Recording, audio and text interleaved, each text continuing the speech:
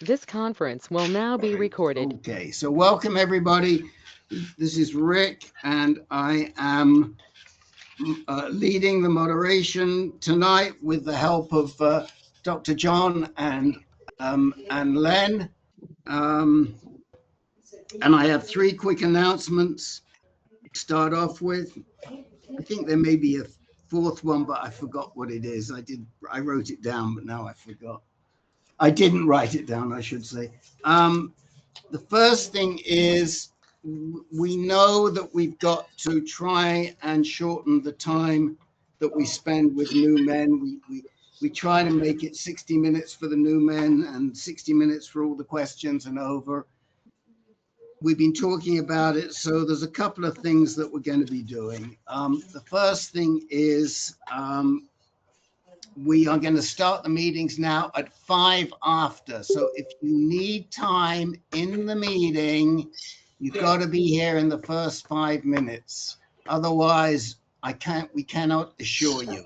So got to be here in the first 5 minutes if you'd like time in the meeting.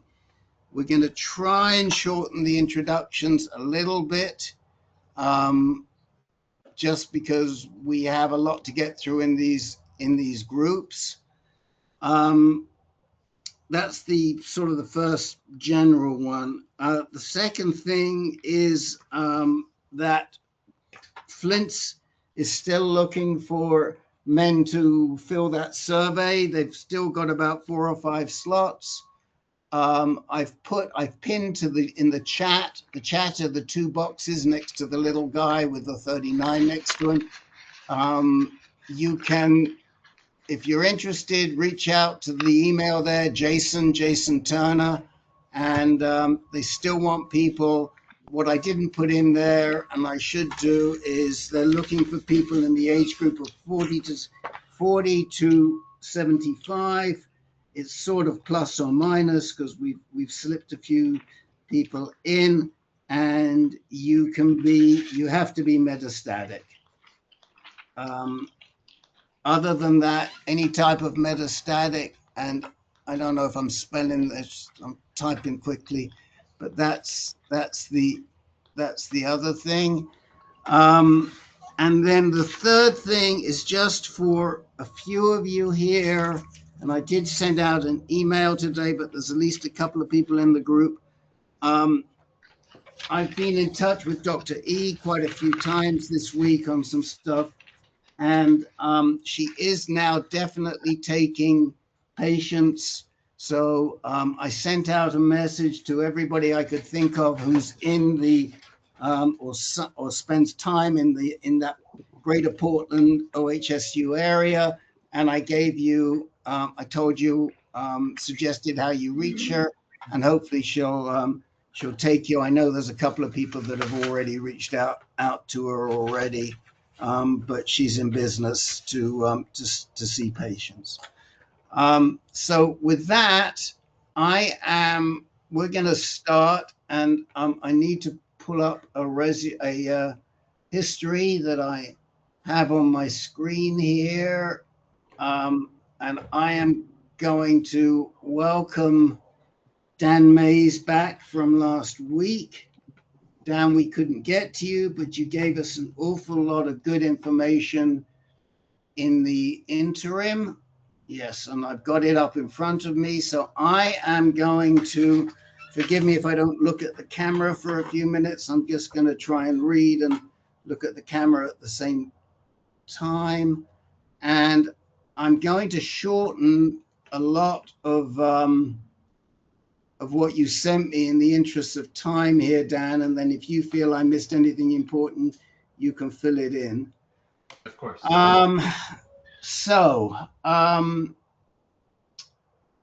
Dan, wave your hand, Dan, so we can see who you are. Speak up, say something, because then a green rim goes around the edge of your... I will say that today is my birthday. Oh, happy birthday. All right, we like that. Happy birthday. Thank you. All right. So, my laptop's playing up here. So for the birthday boy, who is 62 or 63 today? 63. 63. 2 years away from original Medicare. Right. 2 years. You can't wait, can you? I know. All right.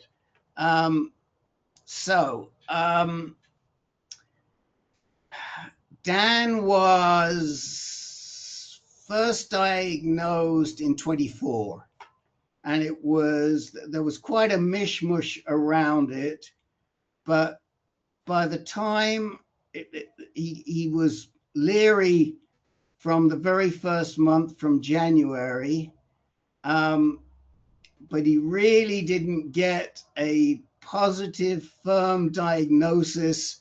And even then, it wasn't that firm until July, or actually really August, when they told him he had a 4+3, 15 out of 17 cause positive, and with quite a lot of G4. But that wasn't really the case, as we find out as we keep going. He got second opinions. Dan lives in Tacoma. He was getting second opinions from Hutch in Seattle and Swedish in Seattle. And they finally decided that he was a T3B with intraductal and cribriform. About 30% of what was seen was Gleason 4, and the PSMA showed some action in the pelvic wall, but it could have been bone metastasis. That was sort of an open, it's still a little bit open. It's because it's not really clear. And his decision was to do VMAT for various reasons. Some of it had to do with availability of equipment in Tacoma.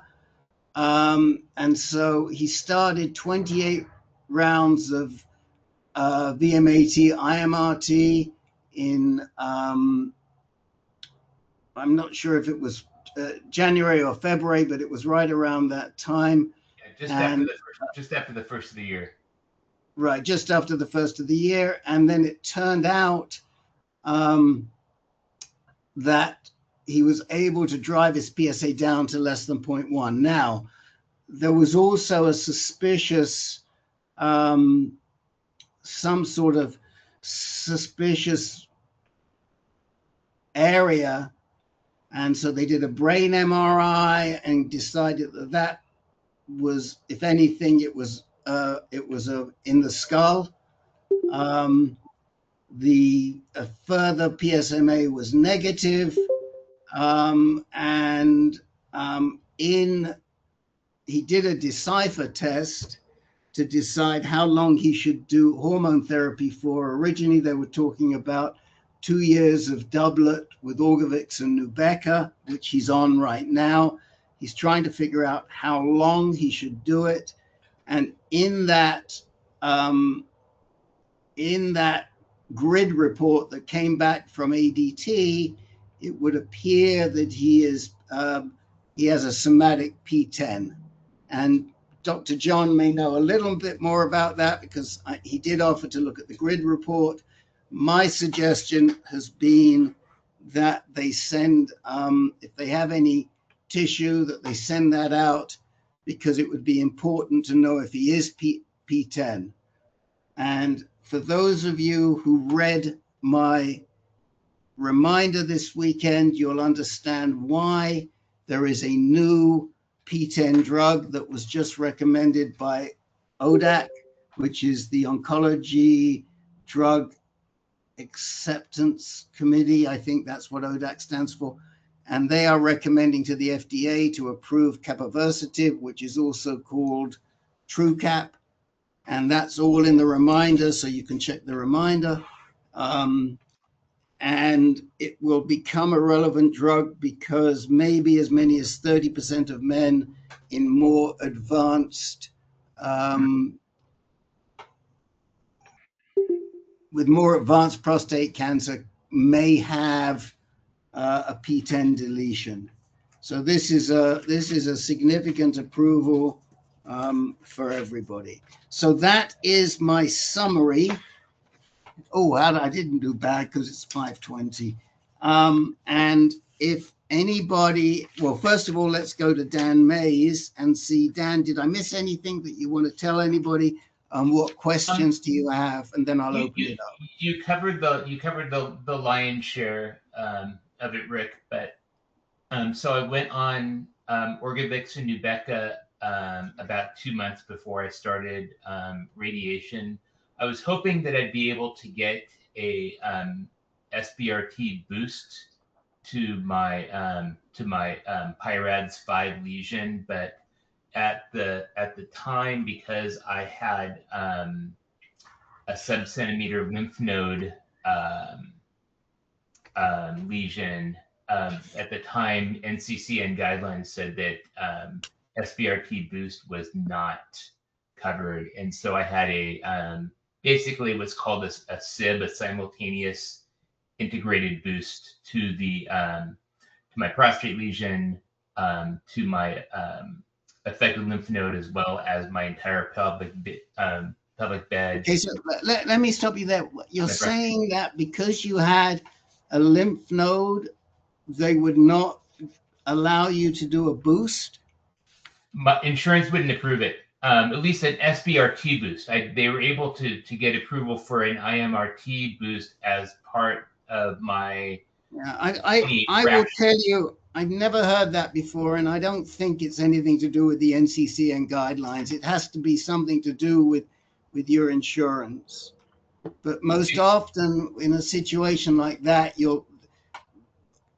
either they'll do a boost, they may even do focal on the N1, and they would give you a boost with SBRT or HDR, and then across the pelvic girdle. So it's unusual. What was the field?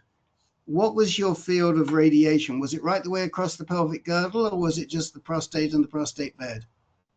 It was the prostate bed, and the entire pelvic area, with a boost to where the lesion was in my, or where my affected node was. Okay. So yes. First of all, Dr. John, do you have anything you'd like to add from looking at the grid report? Well, as you guys know, some of you can talk all night about these grid reports. They're very complex. But the very short answer to that is that the overall decipher score is very high. It looks like 0.95 or something like that. I can do it here. What was it? 0.97. 0.97. And there are no neuroendocrine high-risk features, but there are other things like luminal B molecular subtype and high proliferative scores that indicate that this tumor will be at considerable risk for metastasis in the future. So this will lean us toward longer or more aggressive treatment. Yeah, that's how I read it too. It was obviously a bummer to take a look at a grid report that was, of course, my high risk score, but also the PTEN deficit was tough to see. I think that the good news is it validated the really aggressive treatment that I had, both in terms of radiation and the doublet approach. Yeah. I was the one that really drove the process to get both Orgovyx for a quick testosterone rebound once I get off of it, as well as Nubeqa for the side effects difference. I had prednisone once before my life, and I did not want to have abiraterone and prednisone. So once I found out that Nubeqa is a thing and that I was able to get insurance approval for it, I was very pleased that I chose those drugs. And I think that the Decipher score and the risk group or the grid report validated my treatment decisions.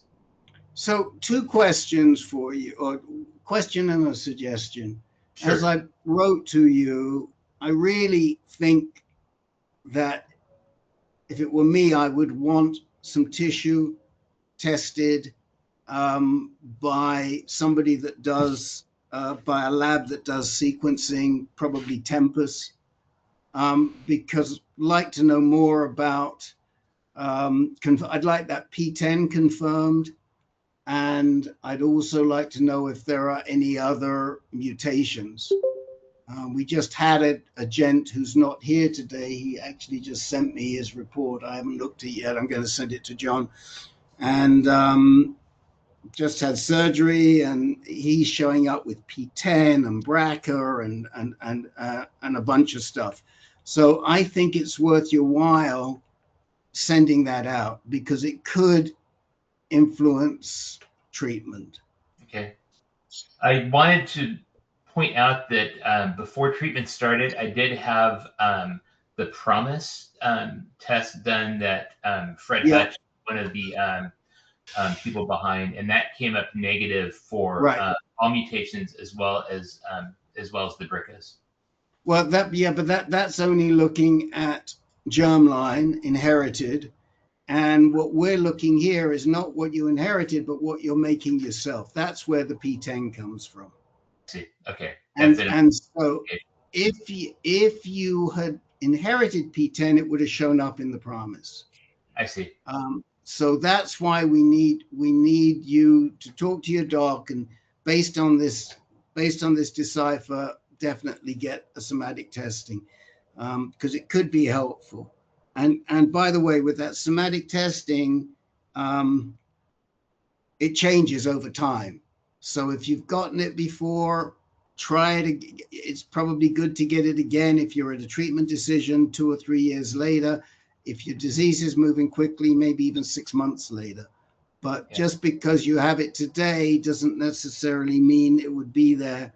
So we couldn't say when your disease or when your hormone therapy stops, you probably need to recheck again for the PTEN. Okay. But I don't know. If it were me, I think it's worthwhile, and if your doctor justifies it, you can get it.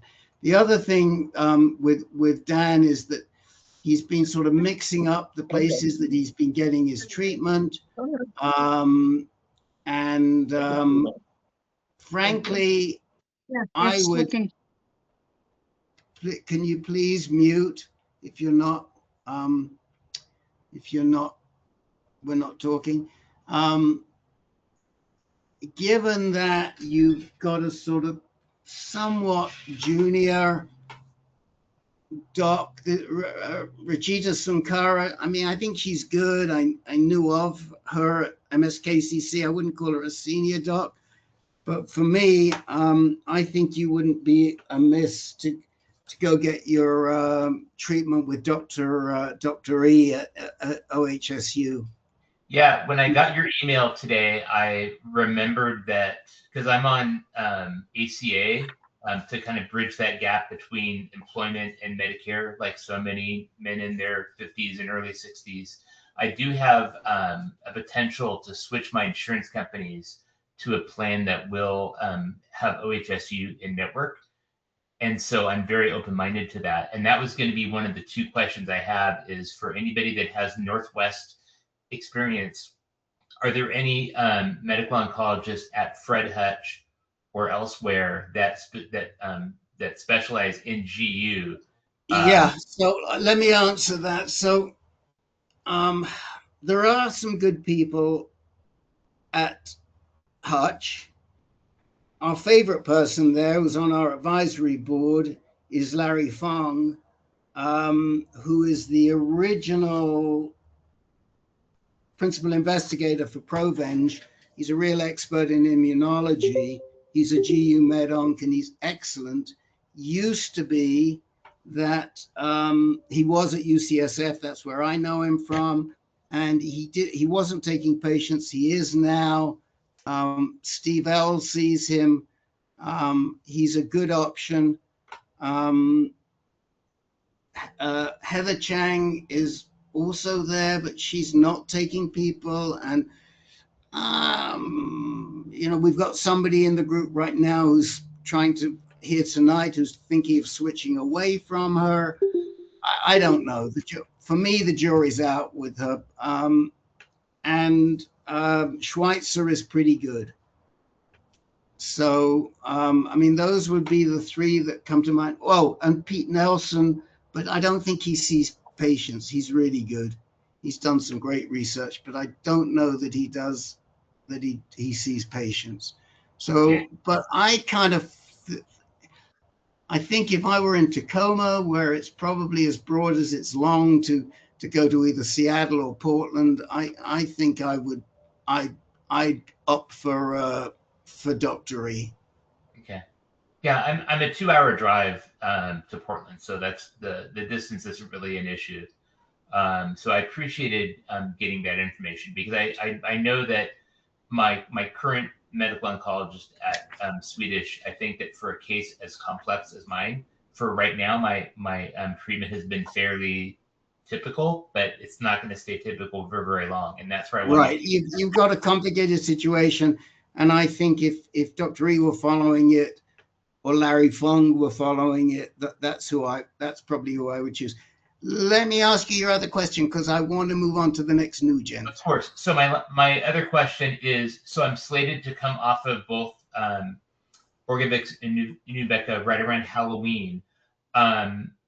Given my grid report, is there any reason why I should reconsider that decision, and or is there another treatment that I should consider, or is it nope, I should just get off of my doublet treatment, give it, monitor my PSA, and then be ready to have a plan B in store if and when my PSA. So what I would say to you is, based on that grid report and the PTEN and whatever else we see, we can get back from next generation sequencing from a really solid company, and by that I would say probably Tempus or Foundation Medicine. I would avoid Guardant 360.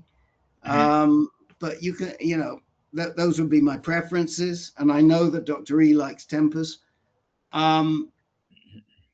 You probably need to consider a longer period, because you're basing it on the 6 or 8 months that they said originally.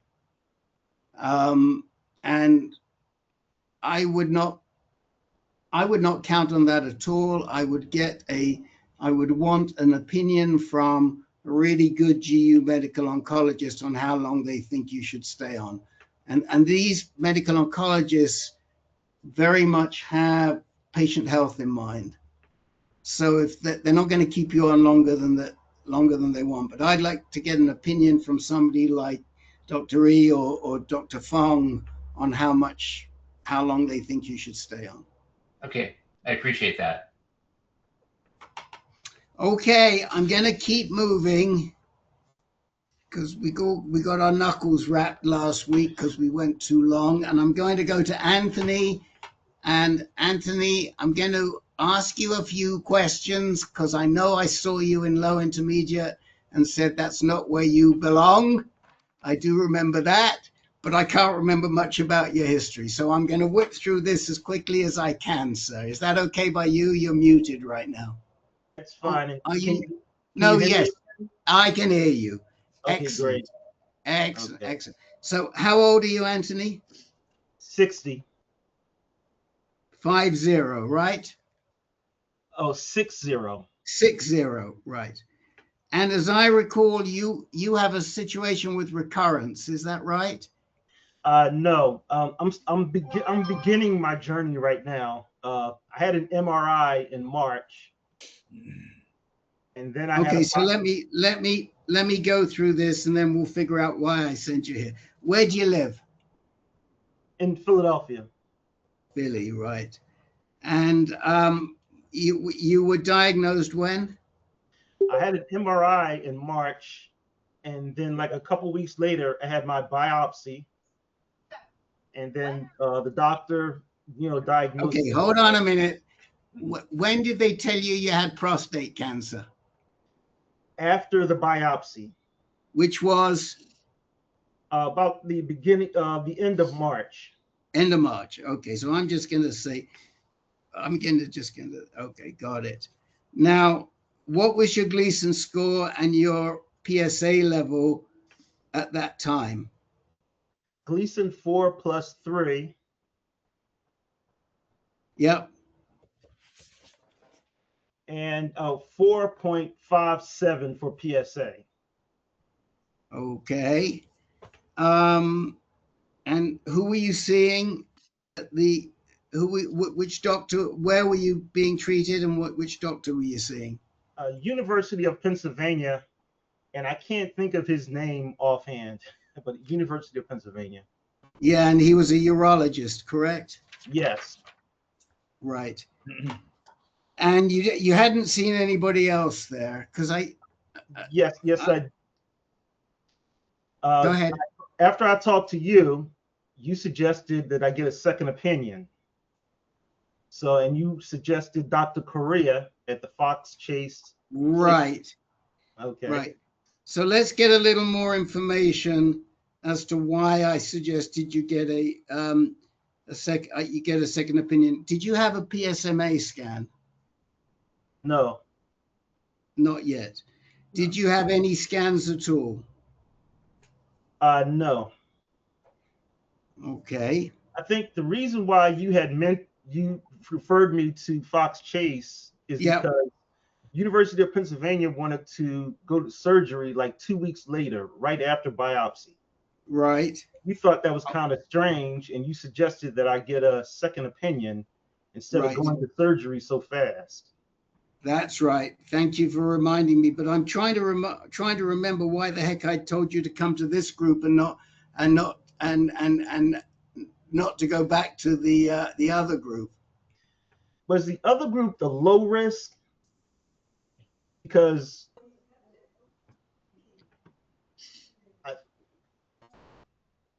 something on the MRI, maybe? Was there something on the MRI? Something was on the MRI. That's why they wanted to give me a biopsy. What was it that was on the MRI? Remind us. That I'm not too sure about. I'm not good with the lingo as you guys are. Oh no, I understand that. So where are you right now? Did you go see Dr. Correa? Yes, and he took a look at the biopsy reports, and he suggested that I do get the surgery. And he mentioned the same thing that the other doctor mentioned, that because of my age, I should get the surgery, but he wanted me to talk to a radiologist also, just so that I can get another opinion. And I'm scheduled this Wednesday to talk to a radiologist at Fox Chase. And also Dr. Correa, he set me up for a CAT scan also, which I never got. For a PSMA scan, for a PSMA PET scan, right? Yes. Okay, that's okay. He just called it a CAT scan. He didn't say so. Yeah. So I honestly am not sure what I know. I do remember now why I told you to go to see Dr. Correa, and that was because they were rushing you in, and I wanted you to see a really good doc. And I think that with Dr. Correa, you're with a great urologist.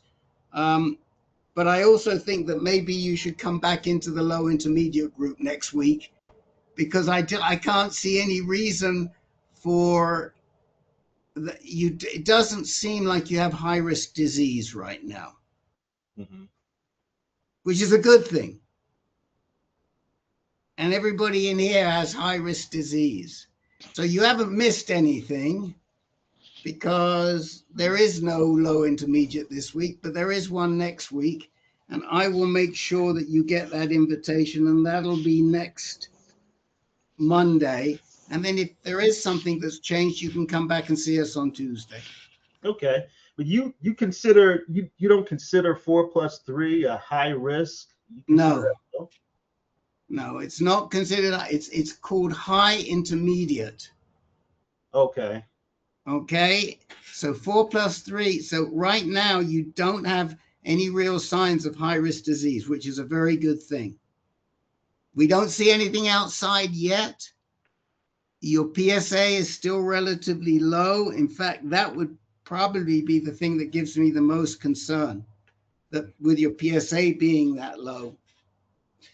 But it could be a good thing, but sometimes it's not a good thing.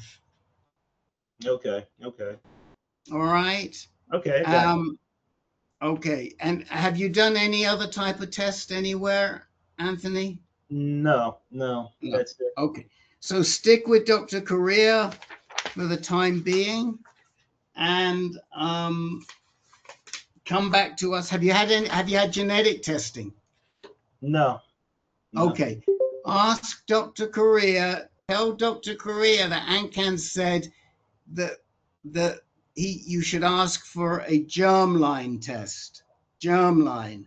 That's to make sure that there's no cancer that you've inherited. Do you have any cancer in the family? Yes. What do you have? Prostate. My father and 2 uncles had prostate cancer. Okay. So put it in the portal that you'd like to get an inherited or germline. It's the same thing, inherited or germline. Somebody can put it in the chat window, inherited or germline test. Okay. Okay. Okay, gotcha. Any questions for us? No questions. I told him your name, and he wanted me to tell you hi. He said to say hi. He's a very good guy. Hey, Rick. We like Yeah. him. Yes, Hey, Rick. and he's not a vet. Go ahead, Bill. Yeah, Anthony, I'm not at my computer, so I don't have my notes that I took when you were in group, in the low intermediate group. But I believe we advised you to get a second opinion on your biopsy. And did we give you the information for Dr. Epstein and Dr. Zhao? Oh, Dr. Epstein in New York. No, he hasn't contacted me yet. I did have the University of Pennsylvania send him the information in New York, but I just haven't heard from him yet. Okay, so you can. Okay. Bill will put Dr. Epstein's telephone number and email in the chat window for you, and you can give him a call and G him up a little bit. Okay. Okay. I think he was out the country, to be honest. Okay. And Yeah, then and I only he had, was, and Rick, I don't know if it was Anthony, but we had one individual in the group that had gotten the MRI, but had never had a PSA or anything. They recommended the MRI first from a DRE. Was that you, Anthony? No, that wasn't me. Okay. Like I said, I'm not at my computer. I don't have my notes. So. okay, so I want to keep moving here. Bill, you have Dr. Epstein's information, right? You can put it in. I do, but I'm about 30 minutes from home. Oh, you're 30 minutes from home. All right, I will try. I'm out on my walk. I'll get it. you're on I'll get it, oh, Rick. You have it? You have it, Yeah. Dr. John? I'll put Okay, it in. Dr. John will put it in, and you can feel free to call him and push him. But I just want to tell you, with Dr. Correa, you're with a really good doctor. Did you like him? Yeah, I did like him. He went over everything. He just got his little pad out and, made a little picture of prostate and showed me everything. And I like him. Good. All right, I got it. We got to keep moving on here. My third person for tonight is Michael L. from in Canada. So Correct. I'm going to go through an intake with you, Michael, and then we'll get to your issue, if that's okay with you. Perfect. Okay, so how old are you? 72. Okay. And you live in Toronto, correct? Yes. Okay. And what year were you first diagnosed? August 2023. Okay. And what was your Gleason score at the time? No biopsy. I had a PSA of 700. Okay. And they never did a biopsy. Okay. Said it was So they no point because they wanted to get me ready. Yeah, no, got it. They did a PSMA, I'm sure. No, did CT and bone scans only. Okay, and what did the CT and bone scans show? I lit up like a Christmas tree. Prostate, pelvis, lymph nodes, lung, liver. So pretty bad. Okay. And where were you being treated? Sunnybrook Hospital. Okay. Who was your doc that you saw? Dr. Emmeneger. Okay. Emmeneger. And was he a medical oncologist? Yes. Was he he was. Oh, he's an oncologist. Okay. Now, Emmeneger. Okay. What was the first treatment that they gave you? They put me on ADT right away. The injection. Lupron. No, the Eligard, Zoladex. Firmagon. Zoladex. Firmagon. Firmagon. Okay. And about 3 weeks later, they put me on Nubeca, and then I was on 6 courses of chemo. Okay. Doxycycline. Right. 6 docetaxel. So they gave you the traditional triplet therapy, which was a good thing back in 23 because not as many people were doing it then as now. So that was really great. And what were the results of that treatment? What happened to that PSA of 700? It drove the PSA down to undetectable by December. Excellent. So I had no undetectable PSA. I finished my chemo end of January 2024. Right. And I continued, I switched from Firmagon to Orgovyx in, I believe, February when it was approved here. And then I stopped Orgovyx in June of 2024. And you stopped the Orgovyx in June of 2024. And how about the Nubeca? Did you stop that? I continued Nubeca. I'm still on it. Monotherapy. Today. Okay, great. Monotherapy Nubeca. Yeah, okay. So that's my that's what I'm on right now is monotherapy darolutamide. Okay, let me ask you a couple of side questions here. Did you get any genetic testing, either germline or somatic? Germline was done. I was negative. Yeah. I did Foundation 1 before my treatment. Yeah. And it indicated 3 mutations, PTEN, SPOP, and one other. Okay. So again, real important. I mean, I know it's going to take a while for Canada, but this TrueCap could be something that's in your future. TrueCap or capivasertib, it's in the reminder, which you should have gotten. So I saw it last Saturday when you wrote about it. Right. And we think it's pretty effective. I know that Dr. Efstathiou, Dr. E, she really likes it, but she was much involved in the trial for it, as was Dan George, who's also on our advisory board. He spoke up. So monotherapy daro, We have several gents who are on monotherapy, Daro, but I don't know if anybody is in the room right now. I don't see Moslin here today. Anyone else?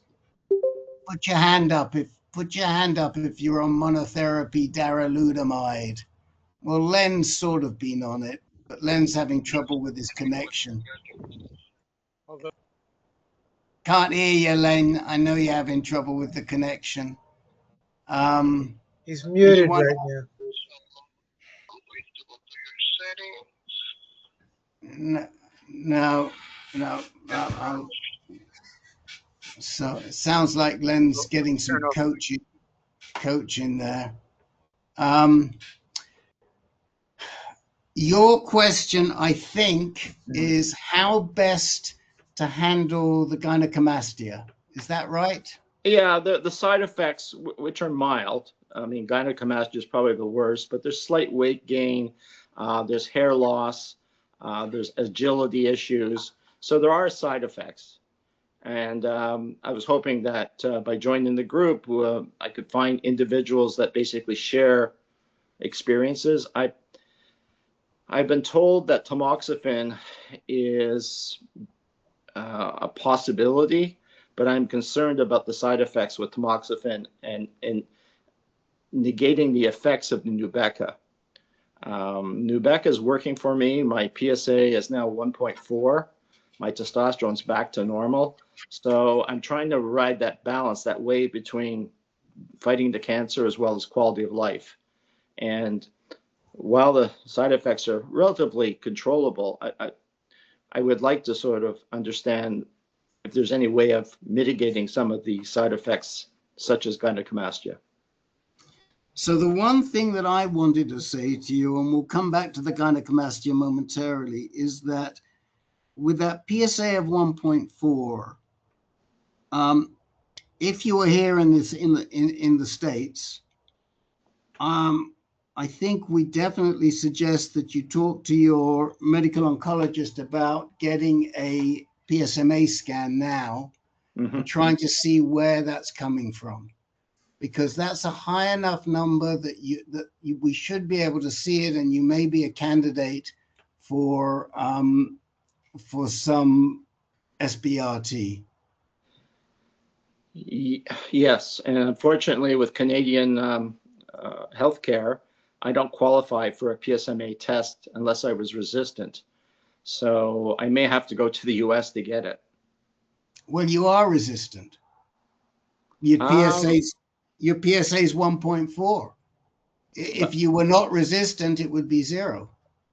Now they can say, we got a problem with mono, you need to be on ADT,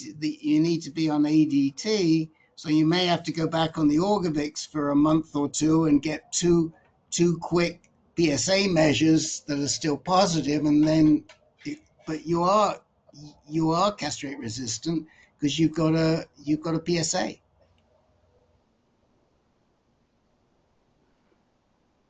Okay, I still consider myself sensitive, only because the Nubeqa is working. Well, it's not working. If it were working, you would be at undetectable. You're low, but it's not working. That's the issue, because But Rick, if my testosterone's back, see, Orgovyx would basically take my testosterone to 0, and my PSA would drop accordingly. But if my testosterone's back to normal, a normal person would have a PSA of under 4. No. Yeah. I hear what you're saying. I don't know. I get what you're saying, because you still have a prostate. Have you ever had treatment of the prostate? Have you ever considered getting any debulking? No, nothing. Okay, well, debulking is certainly a good idea. Dr. John, you wanted to come in here. Sure. This seems like a good situation for debulking. Now, we don't know if there's a distant metastasis somewhere else that could be treated with metastasis-directed therapy. What is debulking? So I'm It's shooting the prostate with radiation so Okay. that any remaining prostate cancer cells in the prostate get eliminated. It reduces symptoms if you're having any, and it may extend the time to recurrence. And it's Okay. not really dangerous. how many treatments is that? Gee, I don't know. Probably be. If they do it with SBRT, it could be 4 treatments. 4 treatments, so relatively mild. Yeah, but that IMRT could be 20. IMRT, it could be 20 treatments. But if my PSA remains stable at 1.3, 1.4, isn't that a sign that it's just normal PSA? Or do you suspect that there's a metastasis somewhere lurking? And that's why we want you to do a PSMA scan. Yeah, okay, fair enough. So I would have, if it were me, I'd be having 2 discussions. One is the PSMA, and the other is a debulking discussion with your doc. Danny, you've got your hand up. Sorry, I had a question, Michael and or Rick. You know, I'm listening to the idea or the thought that if your PSA is at X amount, then it is or isn't prostate cancer. And I know that that's a gray sort of, you know, it's not that it's a line in the sand with 4 or 3 or 2 or 1, but it was my understanding, and I'm fresh to this, Michael, I've only been in it like 4 months. And it was my understanding that if my PSA is even above 0.02, then it is a concern. But is that because of my diagnosis, or is that because of a different healthcare system or a different insurance system? Or different... No, I think you raise a really good point, and I would agree with you. But then somebody like Michael will say, "But I still have a healthy prostate. So even though I'm on an ARSI, and I have testosterone in my body." Because I'm not on an ADT drug, but I have testosterone in my body, that I should be able to get away with a small amount of PSA and it not be considered. Now, in your case, you're on an ADT drug as well. So for you, because you're on an ADT drug as well, it definitely should be undetectable. But Michael's a tricky situation because he's on monotherapy and because he had. What is your testosterone level, Michael? In Canada, they reported as 27, but I think you have to multiply that by 28.8 to get to the American number. Okay, so that'd be around 500, I think. Yeah, I think 450 to 500. Yeah, I can't do it. I have to use the calculator. But I mean, it's a healthy level and it's a good level. I mean, it's unconventional treatment, but like I say, we have plenty of guys who are on monotherapy darolutamide. Well, I made a decision, Rick, almost 2 years ago that the ADT was not for me. Quality of life was more important. Okay. So Nubeca has offered me that lifeline because with mild side effects, I can continue to enjoy life and not worry about the disease. And it seems to be under control. That's my concern, and I would love to see you get a PSMA scan and then maybe see if you might be a candidate for some radiation. Okay. And put it better. Any other questions? Because if not, I want to keep moving here. And we may have time for some of the new men after the questions. So Rick, I will reach out to Bob Muslim by email after this. David Muslim. Dave. You asked for questions. I have a question. Yes. You mentioned your gynecomastia. I wonder about your estradiol level and how much your testosterone is being converted.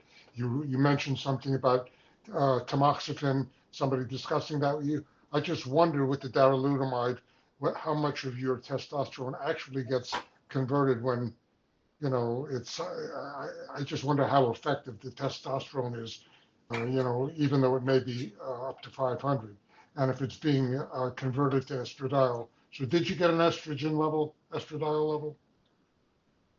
I believe I did. I think it was normal, but I'd have to go back and check. But that's a good question. Well, Because mentioned gynecomastia, and I was wondering if that's because it's being converted by the amount of testosterone that you have. But then I question how viable that testosterone really is. How old are you? 72. And did you check your sex hormone binding globulin and your free testosterone to see whether or not that's really testosterone that's utilizable or not?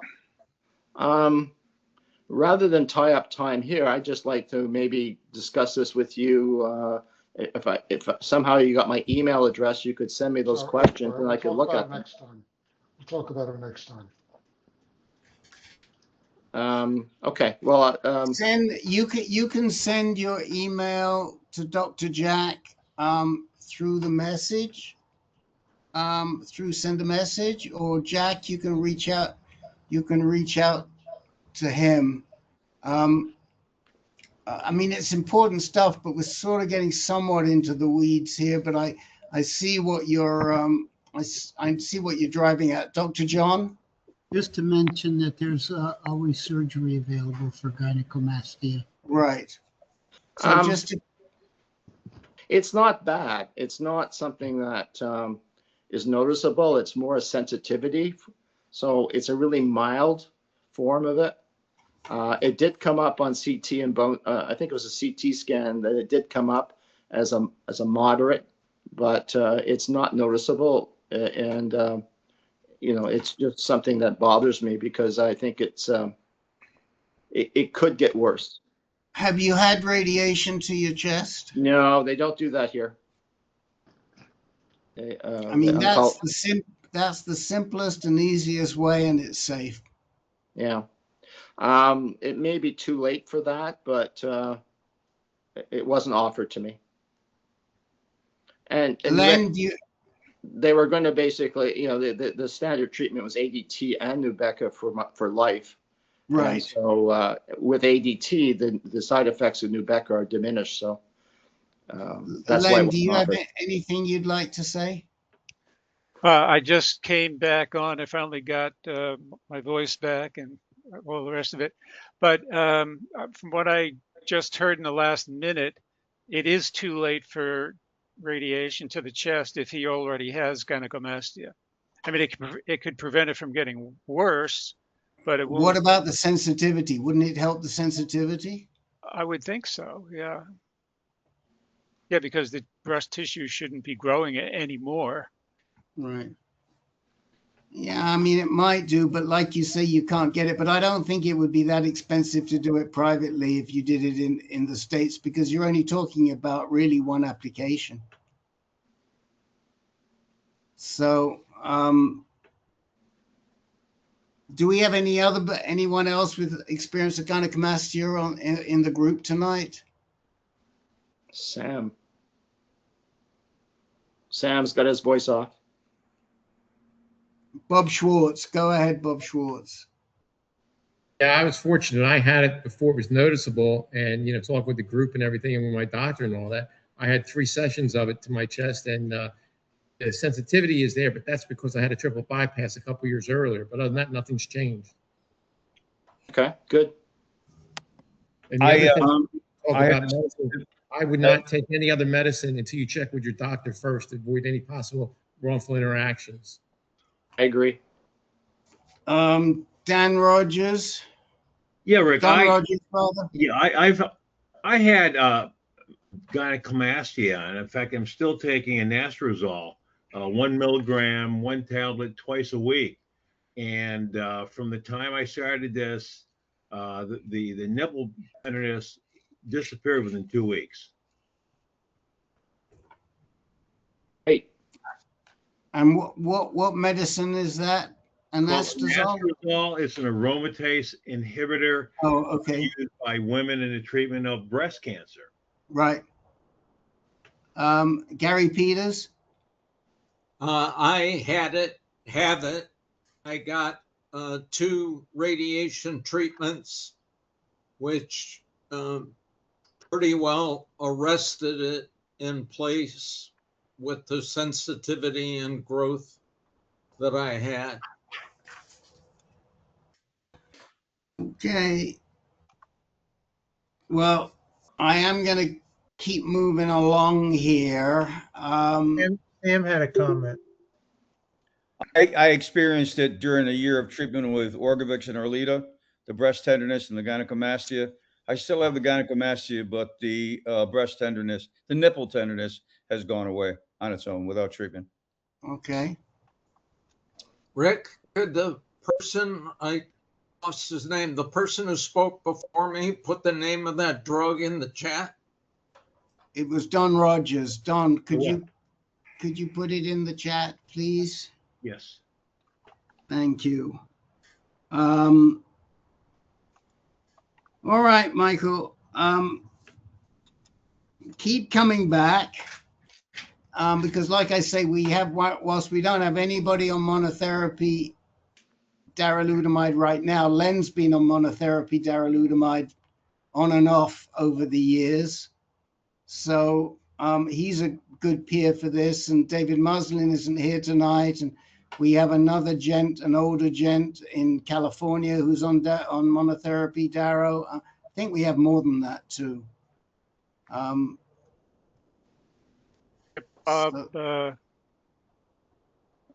Bob from Jersey.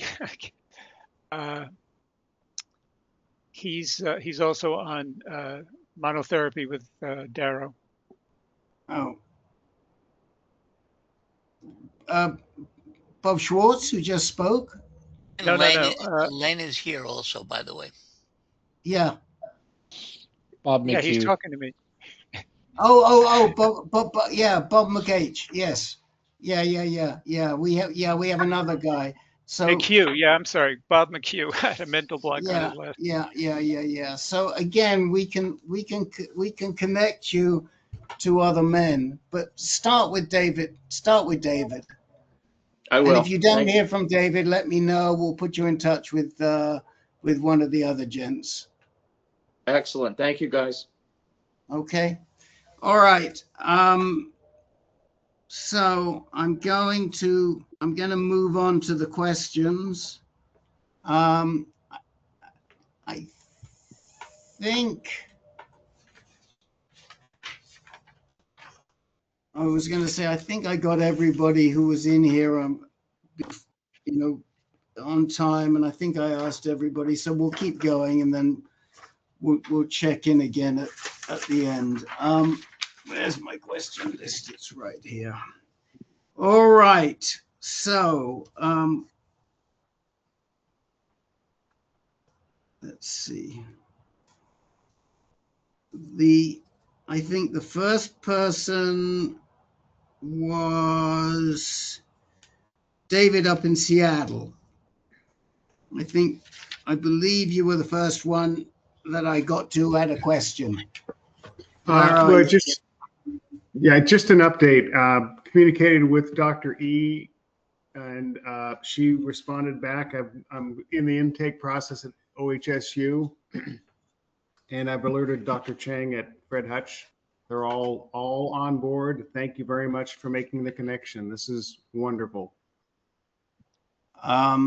Okay. I'm pleased for you. I think she's great. I think she will, I know what your concern is. Be sure to express it to Dr. E that does she think you need more treatment than what you're getting? And, I have a feeling she's going to say you're a candidate for the PTEN drug. That's what I think, which should be coming through the pike anytime soon. So, I hope so. So, and you don't know when you're going to be seeing her yet. No, I'm waiting for scheduling to call me, but I have no idea. So bear with the scheduling. She's trying to make big changes there. She's not thrilled about what's going on behind the scenes, and she's on it, but it's going to take her a little while. It's going to take her a little while to straighten out the act down there. But we're very hopeful, and I am going to be speaking at the patient conference in October, and I may well come up to Seattle to see my Seattle AnCaners as well at that time. So I don't think I'll get out to Tacoma, but you know what they say about the mountain, Muhammad and the mountain. So all right, that's great, David. Now let me see, Jeffrey G. Where are you, Jeffrey? Can you see me now? I can hear you. Okay. Well, that's there good. you are. Oh, there you are. There you are. So, what? Give us your update. So, with your help, I was able to get in and see Dr. Ellen Bryce at City of Hope up in Phoenix. Yes. Yeah, it wasn't too long to drive, hour and a half, and we met. He said he knows my current doc, and they've worked together. And I'm transferring my care up there, but he's willing to do a tag team. He said because he knows this guy right here, and it's just walking distance from my house. Okay. So the only thing he would do different is to get a PSMA, a current PSMA, now that I'm 30 days into this holiday from the doublet therapy. And so that's scheduled in about 60 days. So we'll see. Okay. He wanted to see what the lymph nodes were up to. And right. And concurrently with the BRCA2 test positive, he also wants to take a look and see if he can spot anything around the pancreas, which sounds appropriate to me. That's really the update. The only, the side effects continue, and the testosterone continues to drop for whatever reason. It's under 10 now. But, I did have a little surge of energy and some release from, I guess it would be like a brain fog. So that's my experience. And, if anybody has commentary or similar experiences, I'd love to hear any of that. So he's happy for you to continue on the holiday right now? Yes. Yeah. Okay. And is he going to set up a schedule for you for all the other testing you need to do for the BRCA?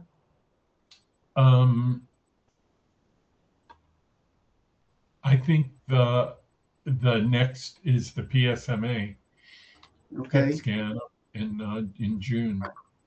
Did he talk to you about melanoma and breast cancer and all of that to check yourself?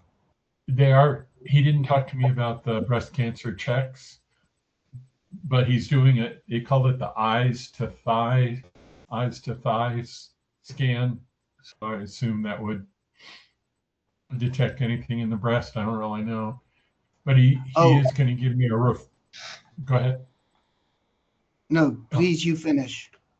He is going to give me a referral for the melanoma issues, and Rosenberg here also ran recent tests. I'm still waiting on the PSA, which I'm hoping after 30 days is still undetectable. Yeah, I just want to make sure all the other side cancers from the BRCA are taken care of, and that you're doing that self-check for your the breast and getting a melanoma check and he's looking at pancreas and anything. Are there any others, Jeff Markey, that we have to think about? Nothing that you've covered it. It sounds like. Okay. Melanoma, you have pancreatic, breast. That's the biggies. Okay. Okay. Well, I'm just pleased that did you like Dr. Bryce? Yeah. Yeah, he's a big guy, bold, and I think we hit it off. I just jumped in and ran down my fact sheet, and he was just concurrent on all of it. And then he told me about that he wanted to do a scan. Good guy. Okay. And that eyes to thighs, that's the PSMA scan, or is it a different scan? No, that's the PSMA. Okay, great. Stay with him. Make sure that he's your number one. And if you need treatment, God forbid you need any treatment down here, you can do it at Rosenberg. But right. They can probably do testing over here at TMC. Yeah, but Bryce is the man to call the shots. Yeah. Okay. Well, thank you, Rick. I'm blessed. Anybody want to ask Jeff any questions, especially in the light of having recently been diagnosed with a germline BRCA mutation?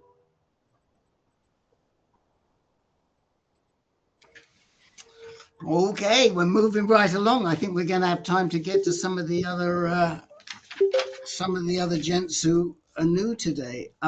Sam. Hi, thank you. So I'm an 82-year-old male that was diagnosed with prostate cancer 15 years ago with a PSA of 4.7, did 45 doses of radiation, and was clear for 10 years. At that time, because my PSA started going up, they did a PSMA, found metastatic prostate cancer, right middle lobe, removed it. And then because my PSA did not completely drop, in 2023, had another PSMA, and they found 4 spots in the lung. So from 2023 to 2024, I did 12 months of Erleada and Orgovyx, and my recent PSMA, which is basically 18 months after cessation of therapy, primarily because my PSA from April of last year till April of this year went from less than 0.1 to 0.1, 0.2, 0.4, 0.8. I'm giving you quarterly numbers. My lungs were completely clear. There was no metastatic prostate tissue or any tissue found anywhere except for one small spot in the residual of my prostate with an SUV max of about 5.1, which, as you guys know, when you're doing PSMAs, that SUV level of 3 to 5 can be somewhat ambiguous. The spot was tiny. It did not show up on one of the 2 assessments. At any rate, my question ultimately is this. We're going to watch it for a few months, for 2 more quarterlies to see what happens. If my PSA goes up, then I'm going to deal with it in October. And one of the considerations is HIFU. So for those of you that don't know, it's high intensity focused ultrasound, where they do instrumentation and they literally burn the spot. It's pretty targeted. And there happens to be a fellow down here by the name of Stephen Scionti, S-C-I-O-N-T-I. He's in Sarasota, who, according to the data, seems to have done a lot of HIFU. So my question to you all, or to whomever, is, what's your thoughts about HIFU? Well, my first thoughts are to avoid Dr. Scianti. And that, I'm just putting it bluntly. We would not send anybody there. I think you're getting ahead of yourself, to be honest. I think that the treatment path that you're doing with quarterly PSMAs is excellent. Who is the Who is guiding this care? Are you still with the Gent at the Cleveland Clinic? Yeah, Dr. Arteta is my oncologist. He's the GU oncologist at the Cleveland Clinic in Fort Lauderdale. And I also have Rolando Rivera, who's my urologist. Okay, so I would keep doing the PSMA. This is pretty much what if you haven't seen the long game video that we ran a few weeks ago. I have not. Okay, well, I think it's on the front page of our, is Bill still with us? Bill, are you still there?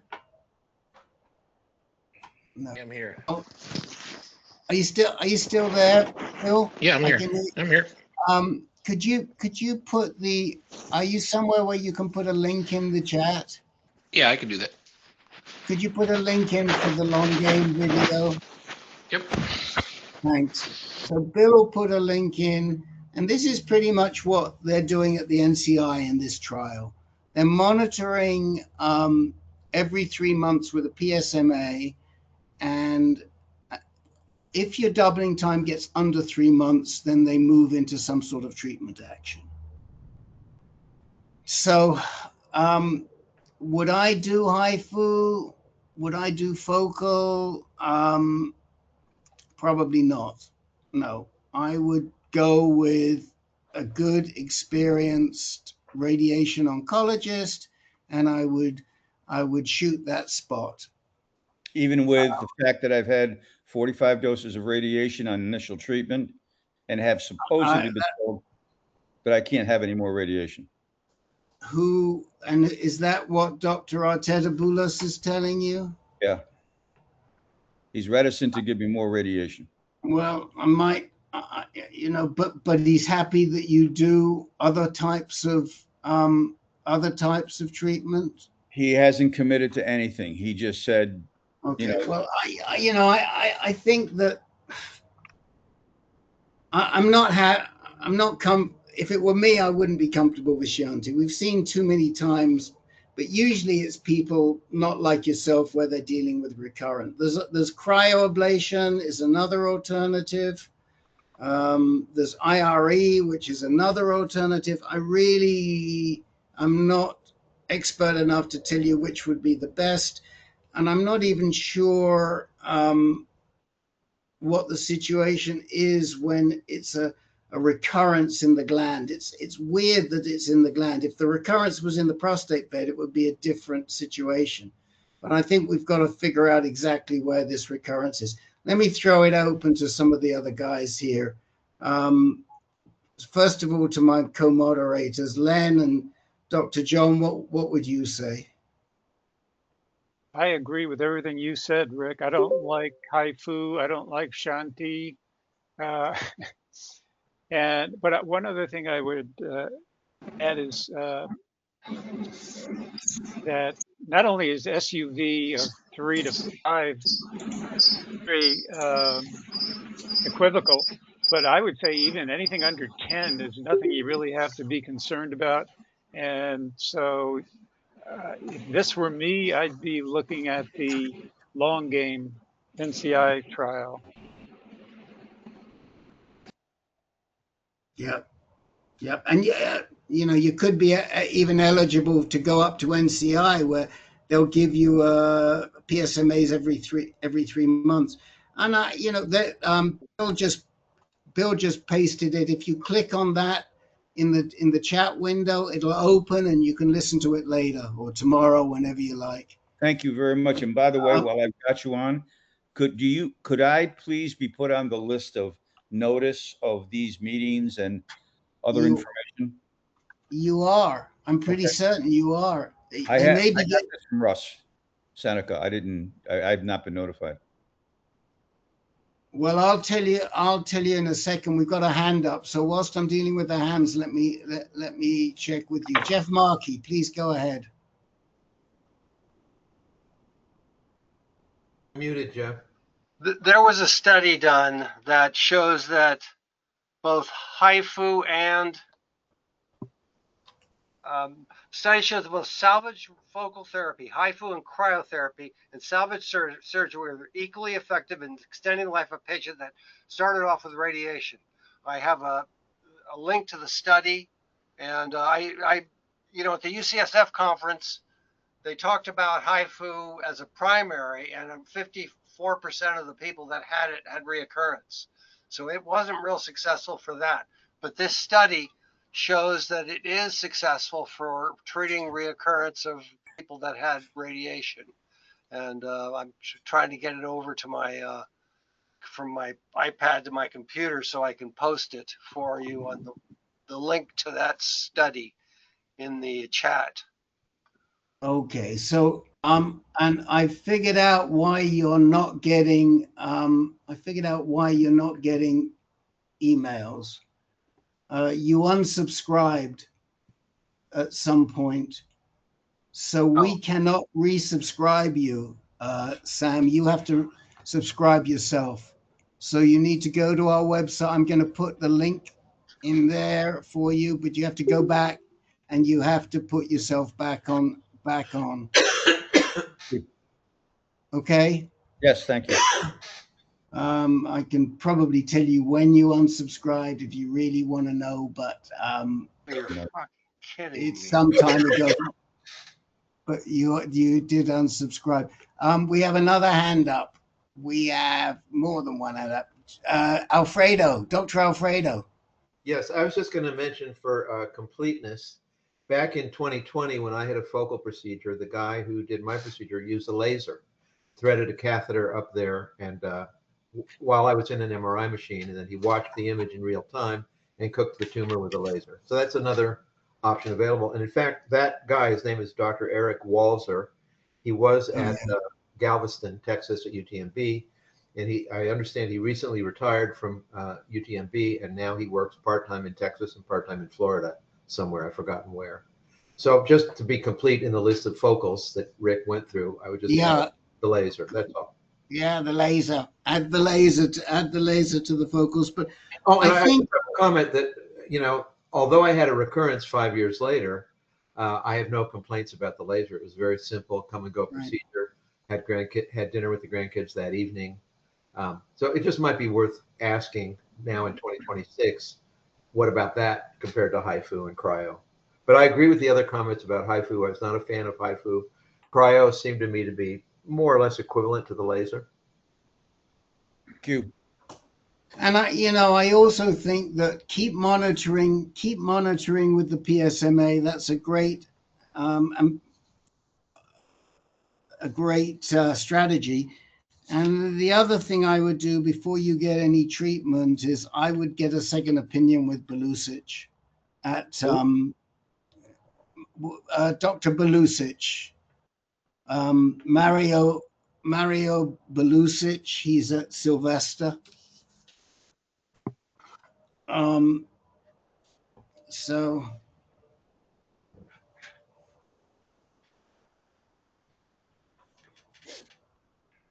I'll put his link in the chat window for you right now. But he's an excellent doc. He's an excellent GU medical oncologist. We like him a lot. He treats a couple of people, Dr. Jack and Don Rogers and other people here. So where is Sylvester, Rick? Where is Sylvester? Yeah. In Miami. Oh, great. So hold on a second. Mario Belusic. And here's a link for him, and I'm about to put it into the chat window. There you go. Thank you. David D, click the little pin with the red dot, and you'll see the messages that I've pinned at the top. And you just need to send a note to that email address, Jason Turner.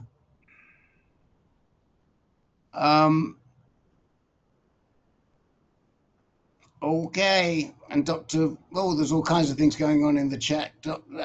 There's an email address there for Dr. Walzer, but I don't get the cart in front of the horse here. Let's watch you for a while, and then let's get a second opinion with another GUMO like Dr. Belusic, and then figure out what type of treatment. Agree. I agree with that. Thank you. Okay, so look, I got half an hour left.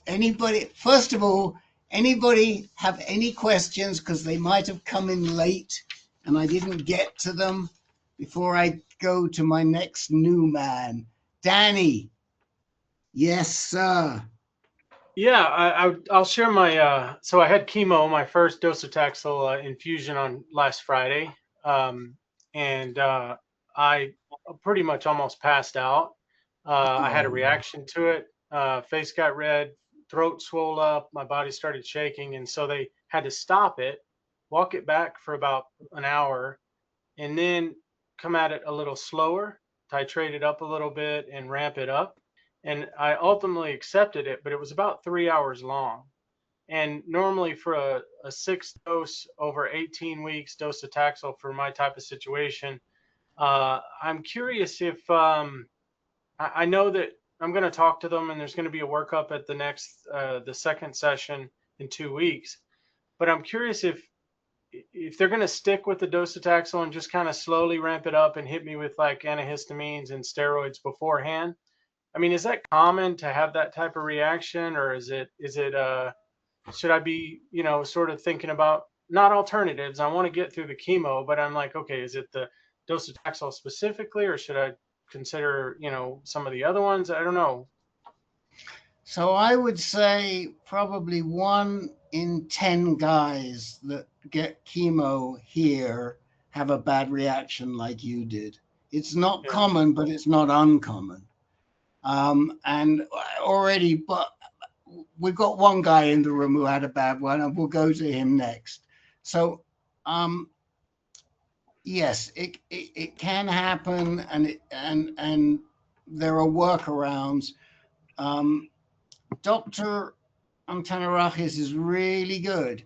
So you really want to sit down with him and say, what do you think we should do? One alternative, if you're still not comfortable, is to talk about Xtandi, which is another taxane.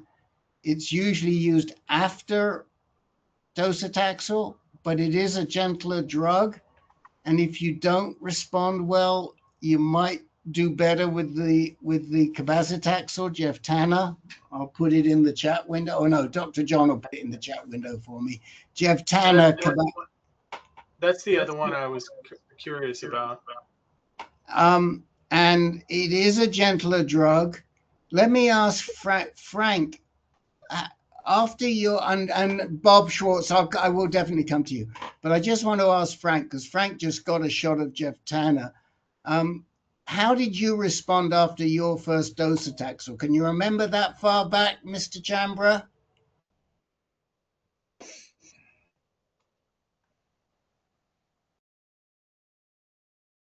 Where is he? You still with us, Frank? I know he was here at the beginning. He might have gotten off, but I mean, Frank went through 6 docetaxels, but I don't know how he responded at first. And he just had the first shot of Xtandi, cabazitaxel, and he's doing real well with it. Bob Schwartz, tell us what happened to you. Danny, I have a question for you, please, if you don't mind. Did they administer anything else before they did the docetaxel, or did they just administer the docetaxel to you? I think it was just 600 mils of the docetaxel solution, and there was a little primer, an IV primer, but nothing that was like an antihistamine or a steroid. But I think that's what they're going to do next. But nothing other than we had to stop it, and then they applied the I don't know if it was Pepsid. It was IV, but it was Pepsid and steroid, I think, prednisone or something. I can only speak to mine. Before they administered the docetaxel to me, they always did stuff a half an hour before the docetaxel to make sure I was okay, and then they administered the docetaxel. And I'll be honest with you, docetaxel sucks. I'm the first one to tell you, and it's going to get progressively worse. But hey, I made it through it. You can make it through it. You're a Marine, aren't you? All right, I'm Navy.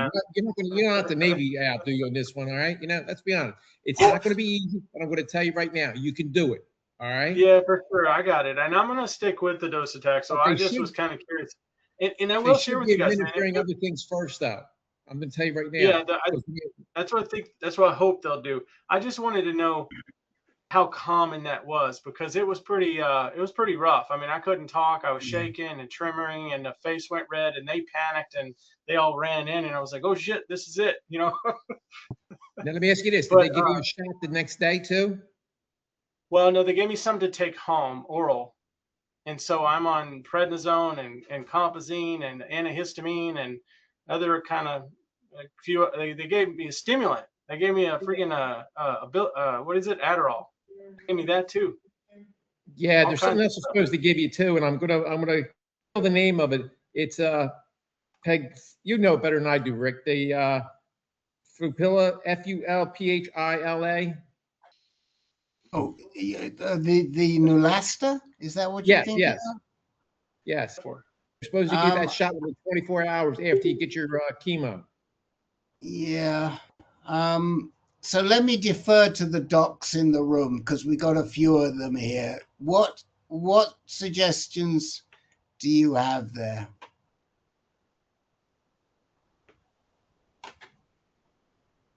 Dr. John, any thoughts? It's not, you know, this is where you need a medical oncologist, because they're so used to doing everything possible, pre-medicating, post-medicating, using antihistamines, using steroids, using anti-nausea medications. They have a whole,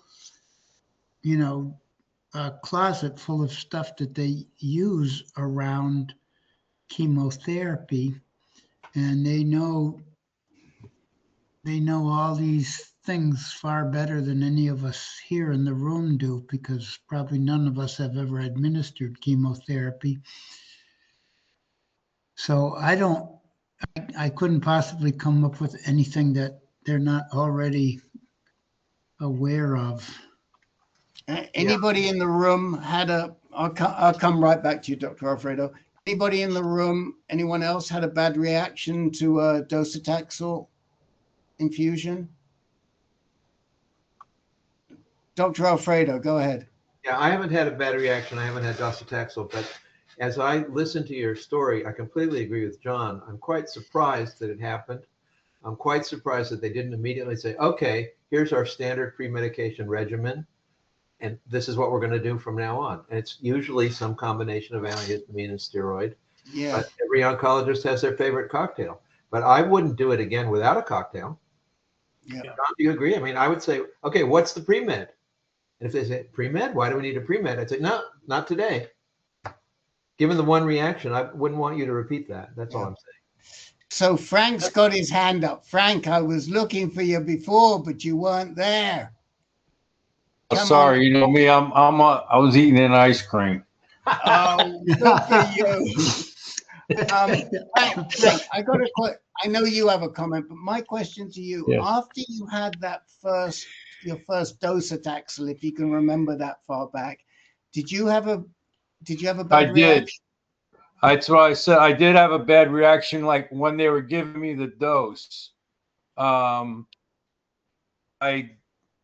just started feeling weird and heavy and kind of like I can't remember exactly, but they were saying, like, if you feel weird or you're losing your breath, let me know. And I was like, and all of a sudden I was like, I'm feeling weird, So then they gave me I think it was an antihistamine, and yeah, I think that helped.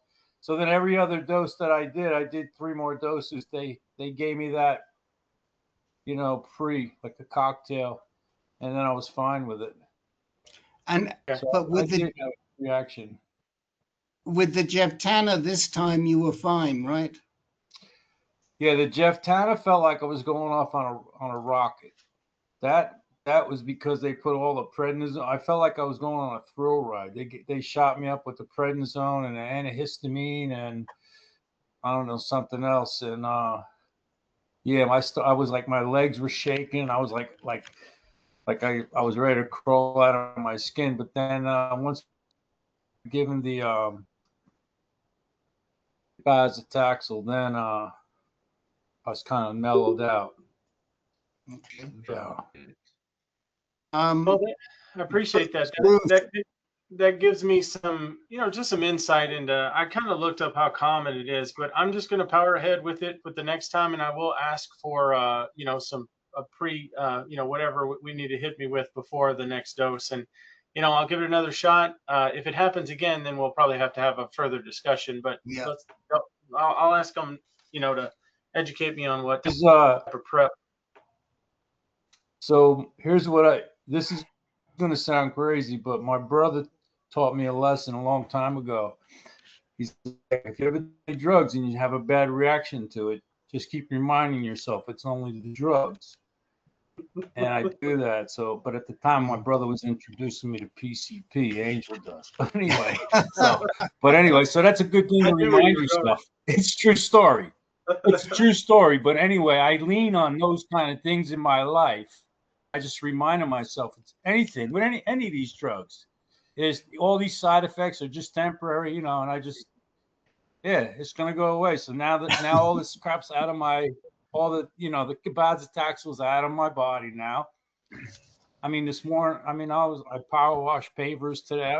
I went swimming, I just keep living. Did you pick up any motorbike transmissions today, Frank? Nah, I didn't need to. Matter of fact, I hired a kid to lay down all the mulch in my yard the other day, but I was still on my hands and knees cutting the trench, cutting the edging with a nice long knife. But anyway, yeah, no. Bruce, I'm just living my life good. Thank you. We love you. We love you. Bruce, you've got your hand up. Please contribute. Yeah, I had not initial bad response with the Taxol. About 4 days later, my white cells crashed and the sodium crashed. I ended up in the hospital for about 6 days until You just muted yourself somehow, Bruce. I don't know how you did that. I don't know how I did it either. I don't know how far you got. Like I said, initially I didn't have any bad reactions. It was approximately 4 or 5 days later. I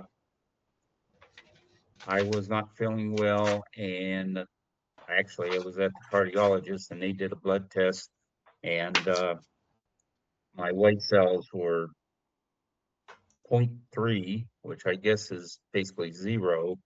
So they immediately put me in the hospital, and then I was on something like in the last 5 or 6 days to get that up. Yeah.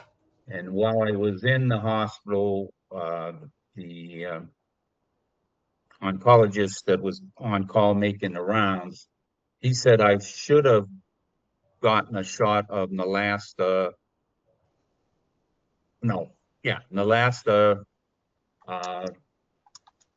hour after. Yeah. 1 day after. It was 1 day after the initial treatment, and then actually I switched oncologists to him because he was very proactive, and the girl I had, I said she was reactive. She wouldn't take a call from me, wouldn't answer the emails. So I made a switch, and then I, for the next 5 doses, I got the last the next day, and I had no problem with the chemo. So I'm going to make I'd like to get to John Davis. We have 15 minutes left. I think that we've given Danny plenty of ideas, and any other comments, please put them in the chat. And we're going to do an intake at the end. And Bruce, next week, please come back. Dr. John will be in the chair and will take you as the first new man, just like we took Dan Mays this week. And if you really want to be nice to us, you can send your history to Dr. John, and he'll be able to run through you pretty quickly. And Dr. John is about to put his email address in the chat window for you. Okay, I was just going to ask that question. Yes. That will help. That will help a lot. Yeah. If you can do that. The questions we're asking the new guys now, so you can just tell me about those things, and then I'll present your case. Yeah. So, Thank John Davis. Hello. Hello, everybody. How old are you, Mr. Davis? Right now, I'm 51. I just turned 51 on April 24th. I was diagnosed shortly before my 50th birthday, though, 49. Okay, a couple weeks before my hold 50th. Hold on a minute. I'll take them in order. Where'd you live? I live in Victor, New York, which is right outside of Rochester, New York. Ah, okay. Yes, we have a few people up in that part of the world, so we know where you are. And you were first then diagnosed in early 2025? Yes, March 17th was my formal diagnosis, although I had my MRI on February 12th, and like right away I knew that there was something bad. So what was your Gleason score that led to that initial? My Gleason score is 4.5 equals 9. 4 plus 5. Yep. And what was your PSA? 4.33. And what how many cores in that initial diagnosis were positive? Well, they took 14 cores, and 6 of them were directed at the tumor, and so those were the ones that were positive. Okay. And did you have that? Was there anything else unusual in that biopsy report? Did you have cribriform, introductal, anything unusual? Both of those, yes. I have cribriform and introductal. And did anybody else look at that, or was it just? I should ask you, where are you? Are you being treated at Wilmot? Yes, I am at the University of Rochester. That's right. Right. And I started off with the urology department, and then now I'm at Wilmot. But yeah. Okay. And who's your doc at Wilmot? Dr. Schifernini. And also, like, she is my MO, and my RO is Dr. Kevin Byland. So is Schifernini, I don't know her. Does she specialize in prostate cancer? Because there is a good guy there who does. Yeah, I mean, she's a genitourinary oncologist. She is. Yeah, Okay. and she might do other things too, but and I think she's a little bit newer, which is probably why you don't know much about her. She's from Georgetown. Okay. Yeah, she's younger. I mean, she's so that's probably why you don't know her. Yeah, we refer usually to Guercio, I think it is. Is Tony from Syracuse? Are you with us still? I'm here. You here? What's the name? Dr. Guercio, isn't that who we go to? Yes, Brendan Guercio. Yeah, I've heard of him. Yeah. So,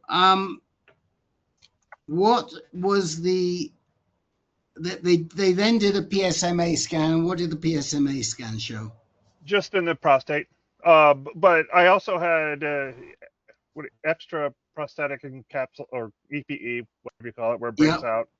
So they saw that, and PNI. Some of these acronyms, it's been a little while, so I'm hoping I'm getting these right.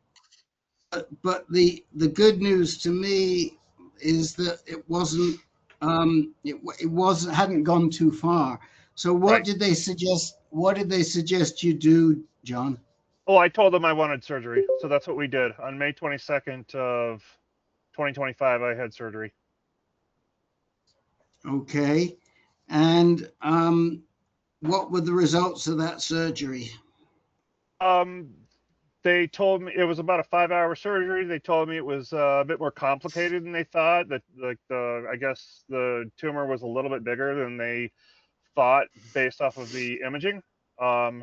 So they told me basically when I woke up that I would be referred to radiation to have adjuvant radiation, which I did. I did that. I started that in September 25 and finished up on November 7th. And who was the radonc that you His saw? name is Kevin Byland.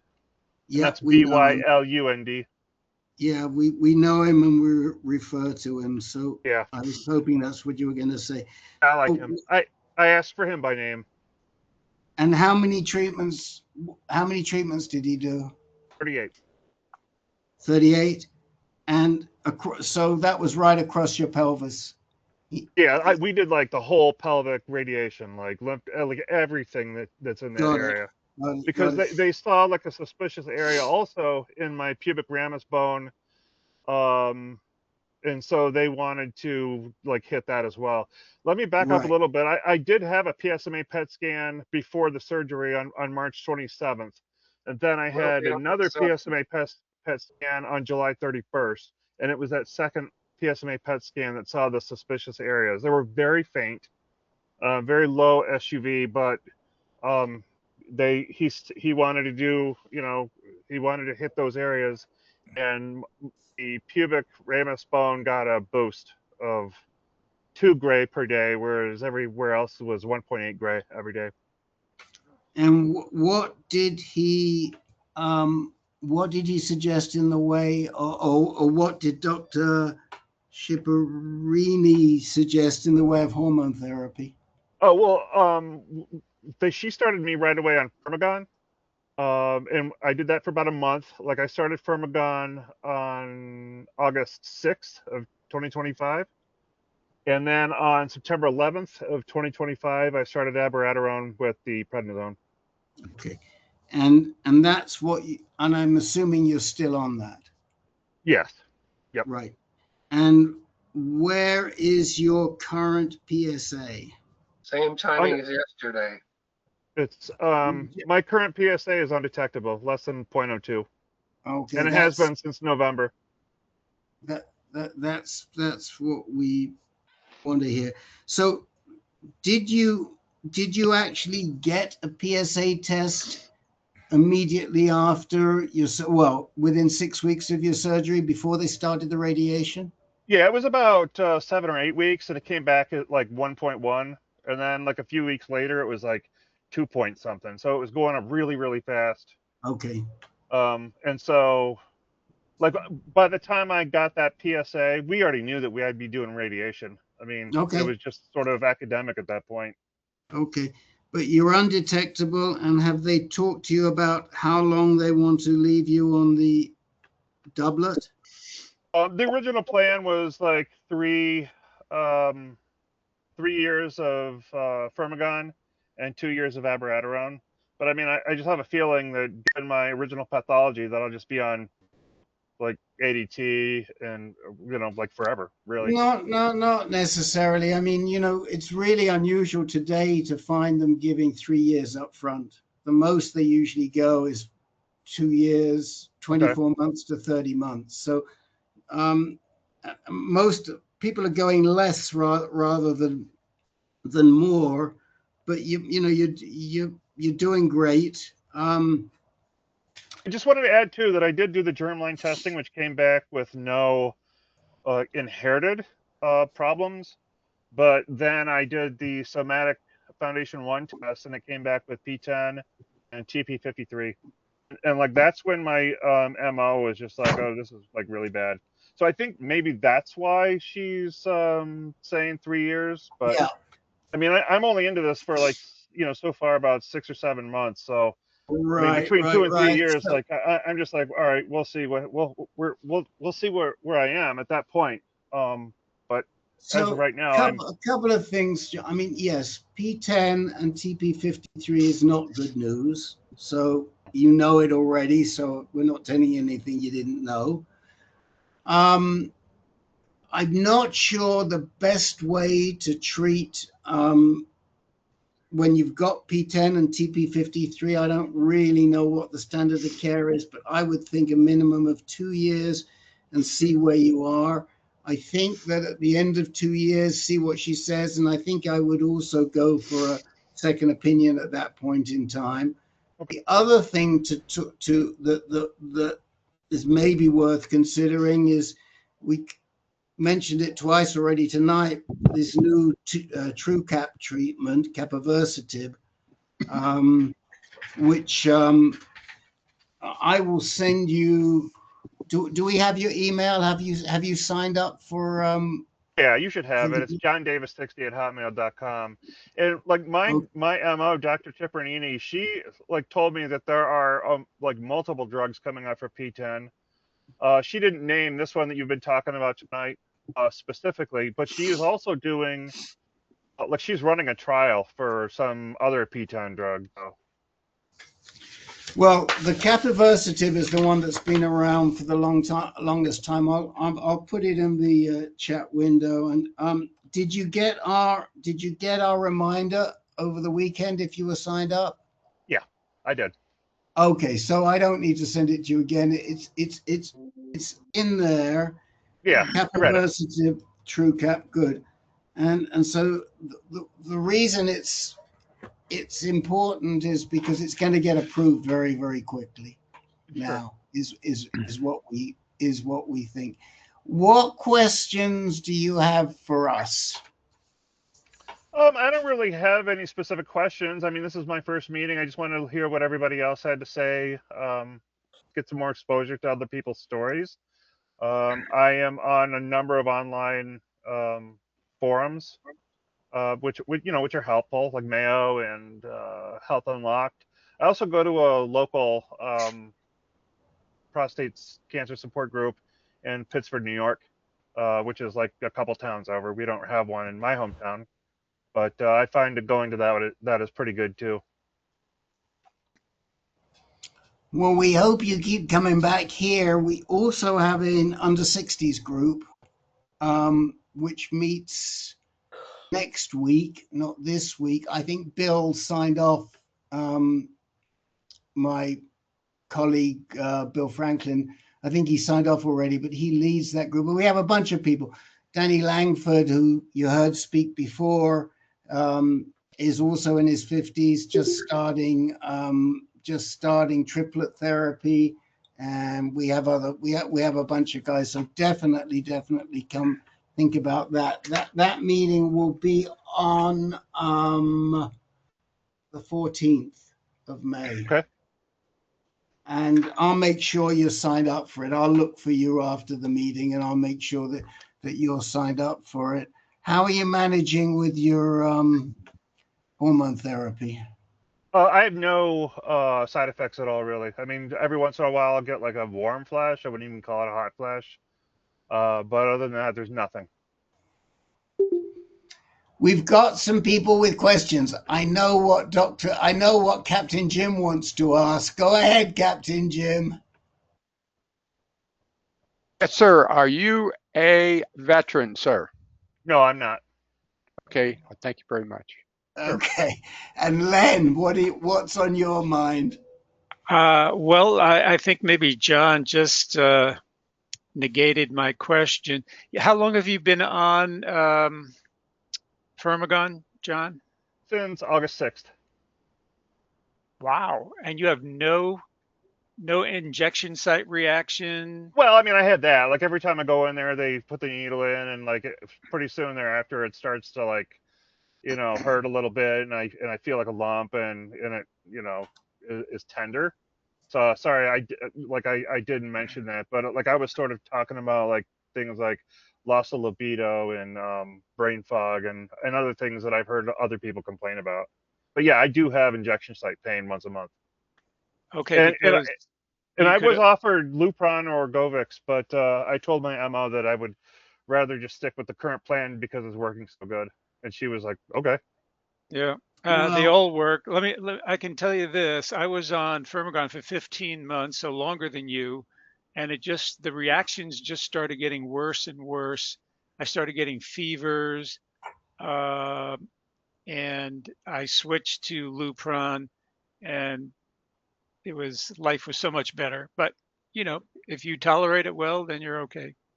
Well, I mean, if I start getting worse, then, that's one of the drugs that my MO offered with Lupron. So I may take her up on that. It's just that I'm, the type of person that if something's working really good, I don't want to you don't want to mess with it. Right. I mean, I think generally we would say try and get onto the Orgovyx as quickly as you can, because when you do, if you can come off, when you do come off, you'll recover much quicker. Yeah, I've heard that you recover testosterone a lot quicker on Orgovyx. So yeah, that's a good point. Yes, yes. Anybody else have any questions for John? Jeff Markey. How'd you find out about this forum? You on Mayo Connect. I wondered. Yep. Yeah. Was that today when I told you that I told you? No, it's been a while, and I actually joined AnCan a while ago, but I never. I mean, for whatever reason, I just hadn't come to one of these forums yet, and I just decided to because I got the occasional email, and I just decided, hey, I'm gonna join this time, and I'm gonna keep going to it. Well, that's great. We're very happy to have you. We hope you keep coming back. Mr. Langford, go ahead. Tom, did you say you had the somatic TP53 adaptation? Correct. Yes.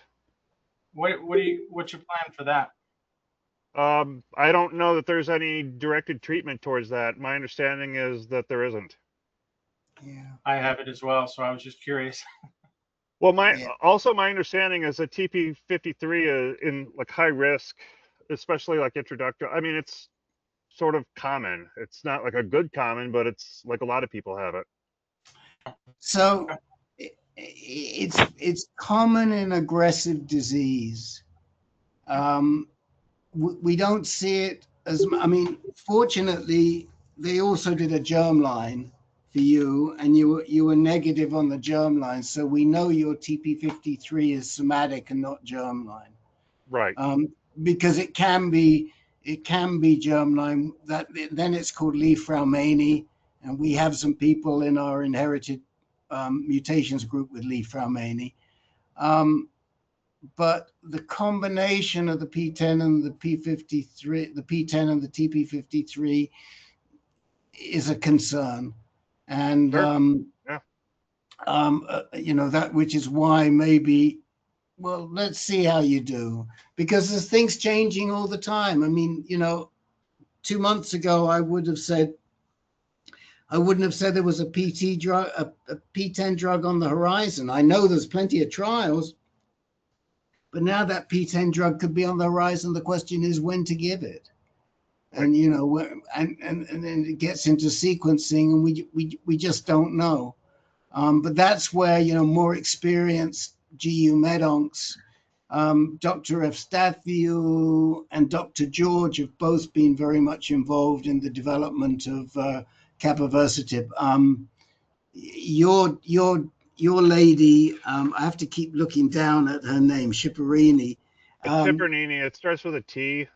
Oh, Tipernini. Okay. Yeah, Tipernini. That's what. Well, your lady Tipernini will know of both Dr. George and Dr. Evstathiou, and both of them are on our advisory board. So when the time comes, we've got the ammunition to help you. Okay. Well, I'll mention this specific drug to her next time. I think I meet with her again in June. Yeah. By June, it may well be approved. So, and we'll be seeing more. All right, look at that, gents. My fellow moderators, but it's 7:03 and we've done 4 new guys, and I don't want to push my luck with Bruce. I don't want to push I'm gonna let Bruce send his information to Dr. John, and Dr. John will do a quick summary next week. But I did get lucky. Not many people had questions. So, last call. Anybody have questions that we have not gotten to? Yes. Oh, you did. Oh, I'm so sorry, Dan. My bad. Oh, yeah, I did. Okay. Yes. How can we help you? I'm so sorry. I forgot. I have my PSA went up from 0.4 to 1.77 Monday, and so that it doubled. And so I have an appointment Thursday with Dr. McHugh, and I imagine that he will probably send me for a PSMA scan or a full body scan. And I imagine that he may change my medications. And so is that what I should expect from when I talk to him Thursday? So just let me get this down. So your you went to what, from 0.4 to 1.77, is that right? Yes, sir. You were at 0.4 back in November. Mm-hmm. And have you had a PSA test since November? I had one in I think, when was it? I think I had one in February. And do you recall what it was in February? Yes, on January 4th, it was 1.4. I mean 0.4. So it was 0.4 all the way through January. Okay. And then you got a 6 month, and you got a 6 month depot. I think we told you before, you got to stay away from these 6 month depots. Yeah, I'm not going to do that again. So, and are you taking? You're not taking anything beyond the Orgovyx, correct? No, I'm taking abiraterone. Oh, you are taking abiraterone, yeah. Yeah. Okay. Well, I definitely think he'll order a PSMA. And see what that does. And maybe there'll be some radiation in your future. And he may want to switch you to a different second line anti-androgen. Right, yeah. Yeah, because I was gonna ask him what could I go to the darolutamide and Orgovyx, and then I won't have to be so worried about my blood sugars, because that's been fluctuating back and forth from. Right. So two things. Yeah. Yes, you could go to darolutamide. He won't put you on Orgovyx until at least July, because you got a 6 month depot shot. You're right, yeah. So he's got to wait for that to wear off, and then the Orgovyx is probably not going to make much difference in your blood sugar. No. It's just this. It's another way of giving you that 6 month depot shot, and it's a better way of giving it to you, but it's not going to really help you. My guess is that there's something there that we may be able to radiate, and that's right. Probably what he's going to be looking for. And yes, it may be time. Now, be very careful when you come off the prednisone. Right. Although I know that they didn't give you prednisone in the first place. And well, they gave it to me. I asked him to get off it. He said yes, and then just said yes, without considering the effects of not taking it or anything. Same thing. I didn't have any effects from not taking it as well. Okay.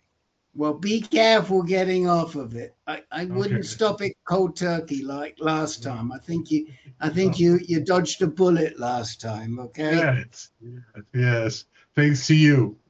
Okay, so just make sure you talk to Dr. McHugh about coming off the prednisone, and if he says you can come off it in 2 weeks, you can say, "Really? I thought it took longer. And just tell us, and then just tell us next week on Tuesday, you know, what the results are, and we'll hold your hand. Okay. Yep, I was satisfied with that. Yep. Okay. When did you say you're seeing Dr. McHugh this Thursday? Thursday, yeah. I have a telehealth appointment. Okay. So if you do the PSMA scan, you'll be able to do it up around where you are? Yes, I've had them before, yeah. Okay. Okay. All right. And my apologies, Dan. You were right at the top and I missed you. I went to Michael first and I should have gone to you first, and that was my bad, and I am sorry. Oh, that's okay. Yeah. You have a lot all on right. your plate. Yeah. All right. All right. No harm, no foul. And it's still only 7:08. So that's it. Super job. Anyway. Super job, Rick. Okay. All right, guys. Oh, and don't forget, 5 minutes next week. We're starting after 5 minutes, not after 10 minutes. Okay. So if you want to be sure to get time, you've got to be here before 5 after the hour. So what time do you appear? Well, Dr. John's running it. I will probably be there by most likely by the top of the hour. I may be there 5 minutes before, but Dr. John is in charge next week. Now I don't know what time Len will be there. We never know. Hey, I got a psilocybin session coming up, so who knows? Oh, all right. Okay. You're going to tell us about that. Okay. Good night, everybody. Good night, everybody. Good night. Thank you. Thank you.